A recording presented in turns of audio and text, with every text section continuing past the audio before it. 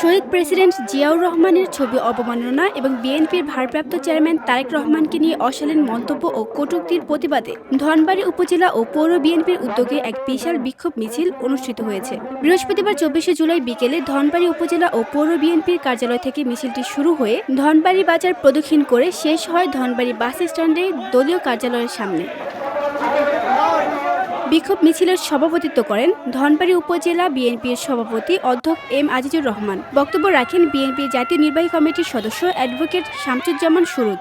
এ সময় আরও উপস্থিত ছিলেন উপজেলা বিএনপির সাধারণ সম্পাদক এনামুল হক ভিপি, পৌর বিএনপির সভাপতি এস.এম.এ সোবাহান, সাধারণ সম্পাদক মোহাম্মদ রফিকুল ইসলাম স্বপন, সহসভাপতি হাফেজ খায়রুল ইসলাম মুন্সি, এম.এ মাজেদ বাদল ও হাফিজুর রহমান সহ আরও কেন্দ্রীয় নেতাকর্মীরা। এছাড়াও স্বেচ্ছাসেবক দল, যুবদল, ছাত্রদলের নেতাকর্মীরা বিক্ষোভে অংশ নেন।